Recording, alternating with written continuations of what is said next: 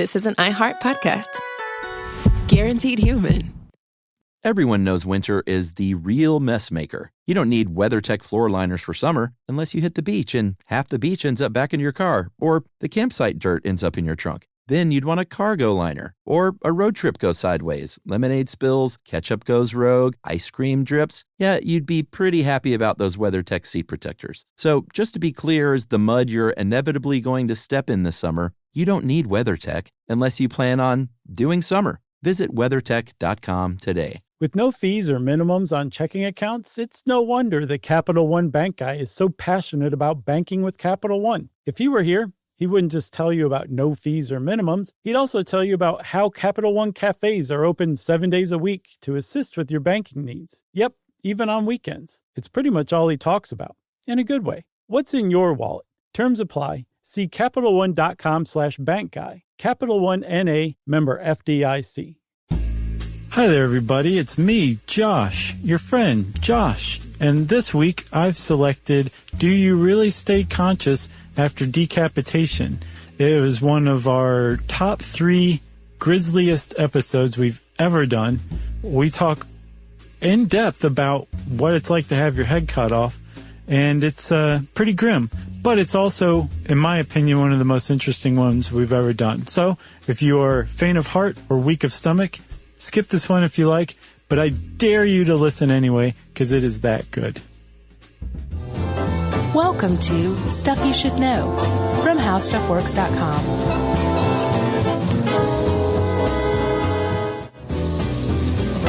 Hey, and welcome to the podcast. I'm Josh Clark. There is Charles W. Chuck Bryant asleep at the mic.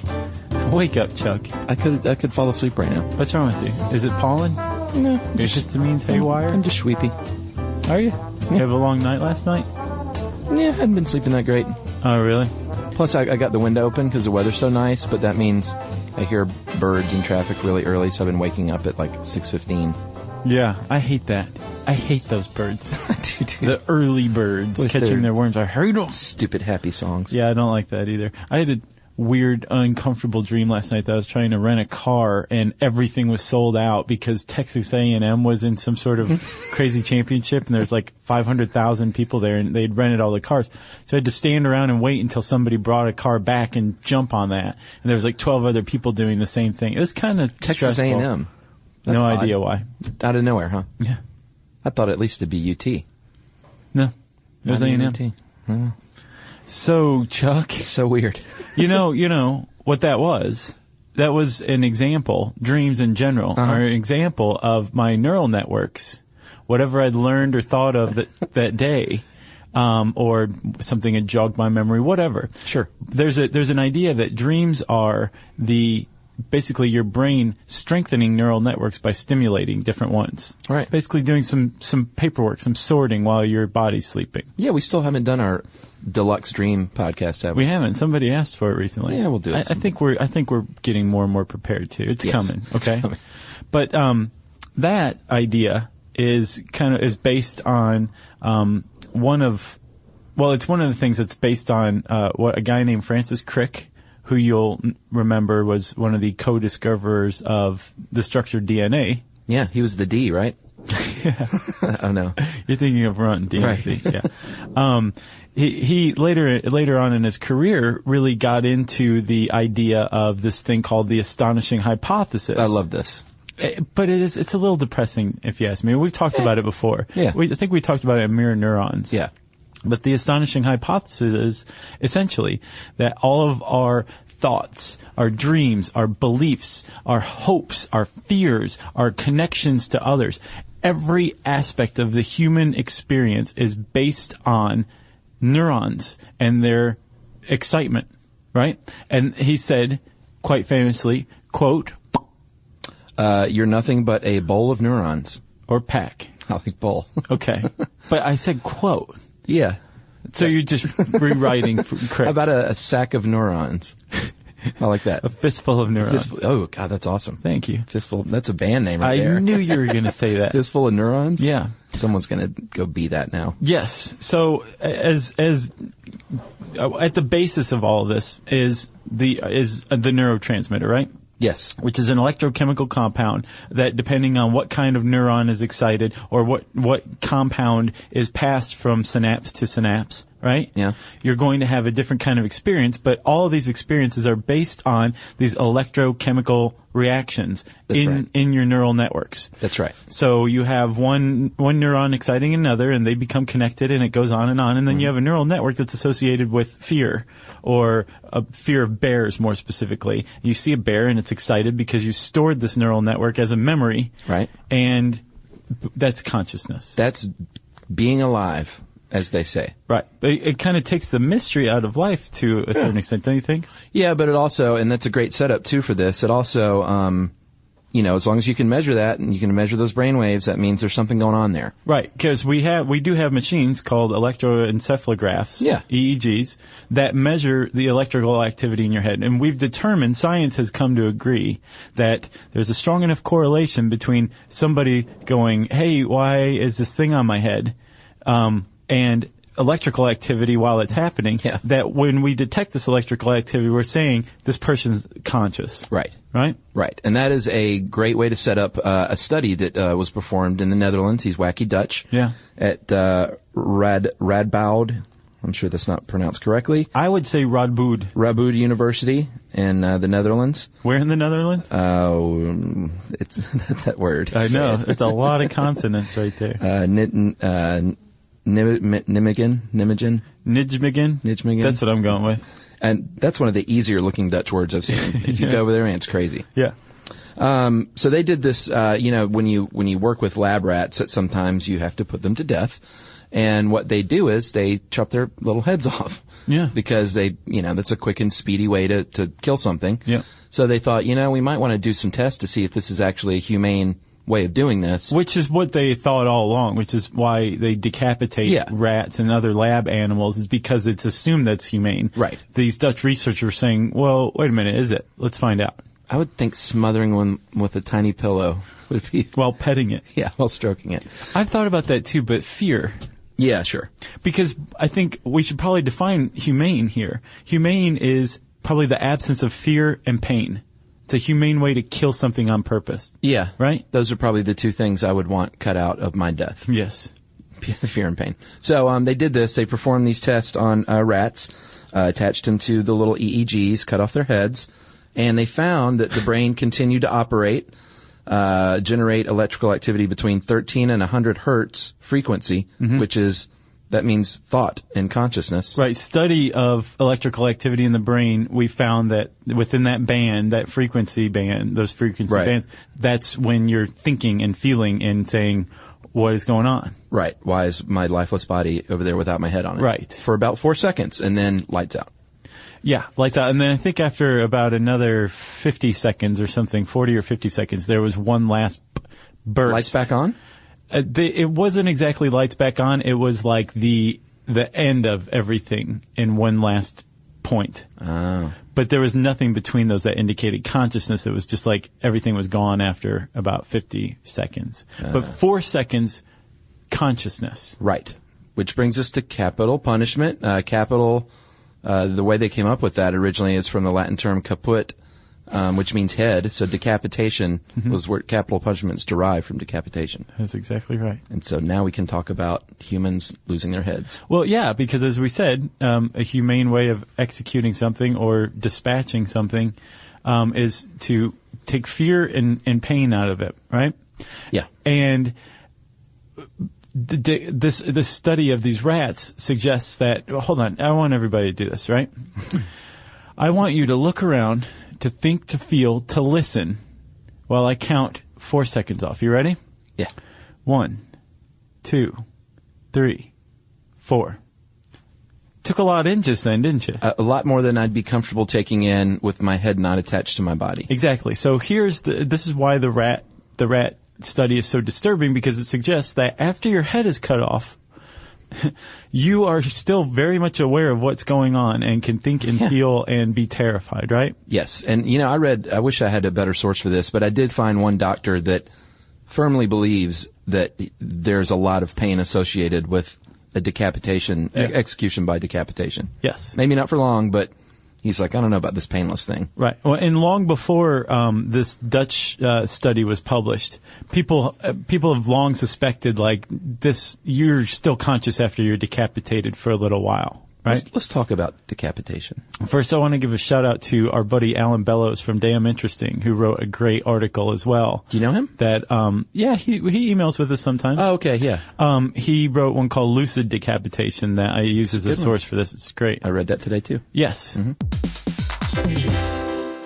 Hey everybody, we're here to talk to you about Wayfair, who believes that spaces should be functional, they should be comfortable, they should be well designed, and they can be well designed by you with their help. Your updated space should feel more comfortable, inviting, and practical for everyday use. And we're talking about outdoor seating. We're talking about grills. We're talking about major appliances. If you need storage solutions, Wayfair can help you out. Patio lighting, rugs, decor. It is your one-stop shop for home. Yeah. I mean, it's getting nice out, so it's time to think about living outdoors for the next few months. And Wayfair knows that outdoor furniture, it's heavy, it's intimidating to assemble. So Wayfair has stepped in and said, we're going to handle the hard part so you don't have to. That's right. You can shop Wayfair Verified, your shortcut to the good stuff. And that means their team of product specialists are going to vet everything by hand using a 10-point inspection, testing things like, quality materials, functionality and features, and even how long it takes to build that piece of furniture. And the overall experience save time, reduce hassle, and improved convenience. Patio season is here, and these deals won't last. So head to wayfair.com right now to get your outdoor space ready for way less. That's WAYFAIR.com. Wayfair, every style, every home. Work can be a little weird. One minute you're in a meeting that could have been an email. The next you're trying to decode corporate jargon that somehow means nothing. And don't even get us started on the quick sync that turns into a 45-minute deep dive. Yeah, well, the truth is figuring out your career isn't always straightforward. Whether you're trying to grow, pivot, or just stay relevant, it can feel like you're navigating it all on your own. Well, that's where LinkedIn comes in. That's right. LinkedIn can help you grow your career, helping you confidently navigate your path with insights, ideas, and inspiration from your professional community. You can stay up to date with the latest trends in your field, connect with people who get it, and discover opportunities tailored to your goals, your experience, and what actually matters to you. Whether you're looking for something new or just trying to grow where you are, LinkedIn gives you the tools and connections to move forward with confidence. Because LinkedIn is the network that works for you. Visit linkedin.com/knowstuff to learn more. So, Chuck, let's talk about a history of head loss, as it were. And not losing one's head as in losing one's cool. No. You mean chopper style. Although you do probably lose your cool when you lose your head and you're still conscious. We'll find out. In the biblical Apocrypha, I love that word, there's a widow named Judith. She cut off the head of an Assyrian general named Holofernes. Uh-huh. And he was a bad guy laying siege to her town. She cut his head off. Yep. Romans did she that. She seduced him and then cut his head off. Oh, that's the way to do it. Especially if you're a biblical widow. Right. The Romans did that to their own because they thought it was a better and more painless way than crucifixion, which they did to outsiders. Yes. Which is not a very nice way to die. No. Medieval Europe, obviously. All kinds of people from the ruling class to peasants. And today it still happens in a few Middle Eastern countries. Yeah. Qatar, Yemen, Iran, most prominently Saudi Arabia. Yeah, You've seen, what was it? Fahrenheit 9/11? There's footage of like somebody being beheaded in public in Saudi Arabia in like the late 90s. Did they use the sword? Yeah. Oh, really? Yep. The Shmitar. And Josh, there are also the extrajudicial, like when, a journalist is captured and beheaded by a group of guerrillas, and that's not like they don't use a sword or a guillotine. It's really gruesome. Yes. It's extremely gruesome. That's right. That's why most modern cultures have come to the conclusion that beheading is extremely barbaric. Mm-hmm. It's an extremely painful way to die, and I imagine probably one of the more terrifying ways to die, too. Yes. But it took a while for everybody to come to that conclusion, right? Yeah, and you mentioned Saudi Arabia as one of the main countries. They have, I guess you would call, very qualified swordsmen. Yes. To do this. Yeah. But other places, they're not so qualified, and it doesn't go as smoothly. Sometimes there's like some chopping that has to go on, right. Which is not ideal. And one of the reasons why it isn't ideal is because it takes chopping or it did for many, many centuries, because you had to either do it with a knife, which was really like not a beheading, it was more cutting someone's head off over the course of a few minutes probably. Yeah. Or you could try to behead somebody with an axe or a sword. And those were the two favored implements used for state-sanctioned executions, right? Mm-hmm. But, like you said, in some cultures, like Saudi Arabia today, you have to be, you're a very highly trained, highly skilled headsman is what it's called. Yeah.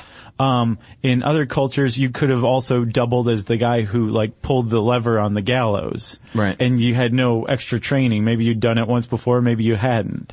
So for the most part, when you were beheaded, most likely it was going to take more than one blow. Yeah. And you're going to feel it. Yes. Then everything changed. Yes, the guillotine. Yes. Chuck, give him the fact of, well, one of the facts of this this podcast. Yeah, I've always heard, and I think a lot of people have always heard, the guillotine was named after Joseph Guillotine, the inventor of the guillotine. Mm-hmm. He was not the inventor of the guillotine. No, it was named after him. It was named after him, but he was not the inventor. He was the champion of the guillotine as a humane method of execution. Yeah, was he a doctor? No. Yeah. He was? He was a French physician of the Revolution. Another doctor named Antoine Louis was the one who actually invented it. And Joseph Ignace Guillotin had a lot more power and clout and said, this invention is awesome. Yeah. It's going to allow us to kill people more humanely, but also more quickly. Mm-hmm. And that actually led inadvertently, if, the guillotine started out to be a humane method of execution, to what's called the Reign of Terror. Yeah, I think you said 30,000 people hit the guillotine in 1 year. In less than a year, actually. And 30,000 is one of the lower estimates of it. I've seen up to like 50 or 60,000 people. Yeah. Just like they're like, oh, great. Well, here's a machine of execution. Yeah. And we're going to basically turn it into the end of the assembly line. Yeah, it's, for those of you who don't know what a guillotine is, a little odd because they're all over the place in cartoons even and in pop culture. Yeah. But it's a big, it's a tall, like 14 feet tall. At the top, yes, 14. And it drops a large blade that's held in a track, so it goes straight down. How heavy? So the blade itself has a weight at the top. You see it's like an iron bar and then the angled blade, right? Diagonal blade. Those two things combined weigh about 175 pounds or 80 kilograms. The mouton? The mouton is the weight, yes. So this puppy slides down very fast at 14 feet in its track. Yep. Very precisely hits the back of your neck. It's very sharp. And that generally means your head will probably just fall straight down into the little peach basket. Right. Ideally. Right. Now, if you were beheaded prior to the invention of the guillotine, right? Prior to this podcast. And also, I have to say, like, you're right. Everybody knows what a guillotine looks like, to a certain extent. It wasn't until I wrote this and was doing research for it that I really actually looked at the actual guillotine, the whole assembly, right? I mean, look at that thing. That monster is horrific. And it's like that's used by the state, and that's how you are going to die. You're going to lose your head. Yeah. And Victor Hugo famously said that a person can have a certain indifference on the death penalty as long as one has not seen a guillotine with one's own eyes. Yeah. Which is, I think, very true. It's pretty easy to talk a tough game about things like this until you actually see it go down. Exactly. So so the guillotine, what it does is, most notably, is it deprives your brain of oxygen and blood. Right. Your circulatory system, exist. It's a closed system. Yeah. Right? So it's based on pressure. Your heart is pumping the blood throughout the body. It passes by the lungs, drops off CO2, which you exhale. It takes in oxygen, which you inhale, and then the whole thing goes again, right? As long as the system is closed and the heart's beating and the lungs are transferring air, you're fine. Once you take a head off, you have opened this closed system. Yeah. And eventually the heart's going to just pump everything out of the neck, and whatever was in the head at that time is going to come out. And the brain, starved of oxygen and blood, starts to degrade very quickly. Its processes start to degrade, right? Yeah. Now, if you are at the hands of a hack, literally, headsman, right? who doesn't know what he's doing. He's got a blunt blade. He's hungover. Who knows? Right. He's going to take your head off. Got a disco eye. It's going to take a few. What is a disco eye? Okay. It's going to take a few hacks, and you're going to bleed out probably before your head comes off. Not so with the guillotine. It is very precise. Yeah. It comes right down. It takes your head right off. And then there's a little wooden shield to make sure that it doesn't go flying into the crowd. Sure. Instead, it maybe hits the shield and then bounces into the basket. Yeah. Where a headsman can hold it up. Yeah, or sometimes throw it into the crowd. Didn't know they did that. Yeah. Interesting. And sometimes they would be big jerks. In the case, a very famous case of Charlotte Corday. Yeah. She was executed in France in 1793 because she assassinated a revolutionary leader named Jean-Paul Marat. And the jerk executioner picked up her head and smacked her around a little bit. Yeah, he got 11 years in prison for it, too. And people who witnessed this say that her expression on her bodiless head. Her dismembered head. Disembodied. Good Lord. Showed unequivocal marks of indignation. So she actually had a facial expression of like, how dare you slap me? Right, and it wasn't like, from what I understand, it wasn't like that's how she looked when he picked her head up. Yeah, there was a change of expression. It was after he smacked her, like her cheeks flushed. And she basically went into a rage right before she died. He got 11 years for that? Mm-hmm. Interesting. Yeah, the French you did not screw around. You didn't do that. That was a huge lapse in humanity. In taste. Yeah. Cut off the head's fine. Just smacking around. Well, again, remember that this is the time. This is 1793. Yeah, France officially adopted the guillotine in 1792 and used it until 1977. Yeah. That was the last guy to have his head cut off by the French state. It was I believe, a rapist, murderer, immigrant who hit death row. And then 3 years after that, France was like, we're done with the death penalty. Isn't that crazy? People were like partying in Studio 64, 54. With their disco eyes. 64? Where in the world did that come from? So, yeah, and then all of a sudden in France they're cutting people's heads off still. Right, but again, remember, they adopted it the year before. This guy smacked Charlotte Corday's face the year after they adopted it. Yeah. And people are like, I don't think that's supposed to happen. So from that moment on, and probably before that, because, Chuck, there have been other instances of people in history who had their heads taken off skillfully. For example, Anne Boleyn. Yeah. King Charles I. Yeah. They had their heads taken skillfully, and both of them were reported to try to speak. Like they were moving their lips or their eyes were moving, right? This is not funny. It's insane. Yeah. I'm not laughing because I think this is funny. And there's a huge debate that's become increasingly one-sided in favor of what we're talking about today. The other side is, well, this is just like ghost electrical activity. Yeah, like you prick a frog 10 minutes after it is dissected and they're still going to move. They have that stimuli. Or Marshall Brain has that very popular post on the blogs about sprinkling salt on frogs' legs and making them move. Oh, really? Surely you've seen it. I don't think I have. You have to check it out. Really? It's crazy, yeah. But, yeah, so that's if you cut a leg off. Or you cut an arm off. Mm-hmm.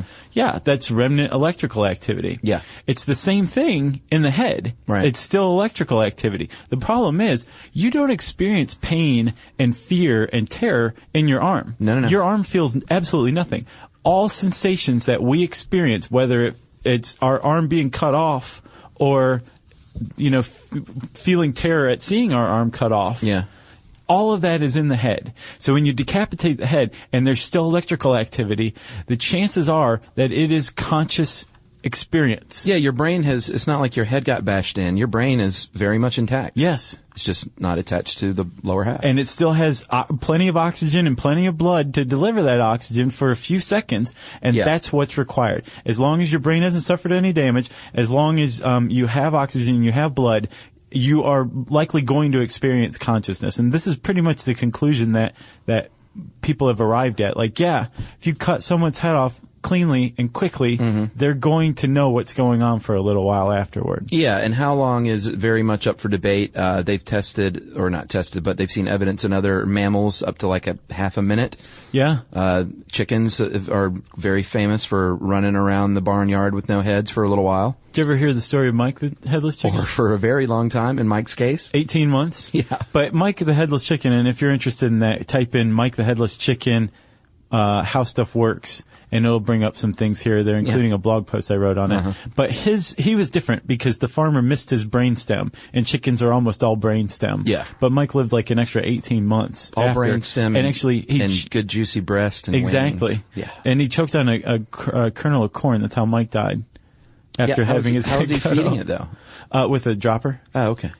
Well, that makes sense.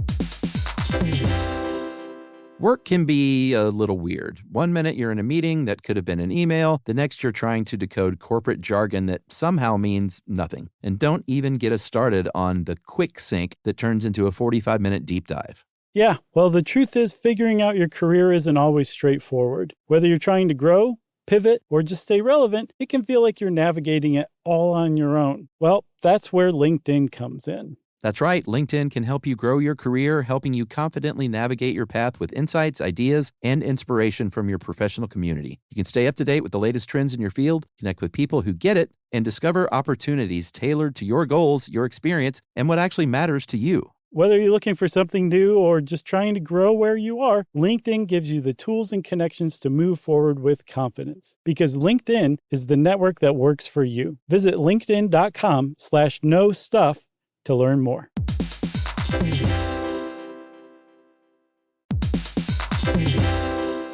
Hey everybody, I want to talk to you a little bit about Tide Evo because it represents over 10 years of innovation and product development. Tide Evo is a first-of-its-kind technology where tens of thousands of minuscule fibers are spun together to form a 6 times powerful layer packed with scrubbers, brighteners, pre-treaters, and fresheners. And that's going to deliver a breakthrough clean that's so powerful it feels like magic. Yeah, it is kind of like magic. Tide Evo's revolutionary, a 100% concentrated, waterless laundry tile that's made of compressed microfiber soap layers rather than liquid or powder. And it's not like pods or sheets because it uses 6 layers of detergent fibers to deliver superior cold water cleaning without plastic packaging of any kind. And it provides a mess-free, lightweight solution that dissolves lickety-split. So whenever you run into a laundry challenge, turn to Tide Evo. It's revolutionary, it's magic. Try new Tide Evo. Real laundry magic. Let's tell some more stories, anecdotal stories about people living and making faces. Okay. After their head's been cut off. Okay. Because those are interesting. Yeah, they are. In 1989, an Army veteran was in a car crash with a friend.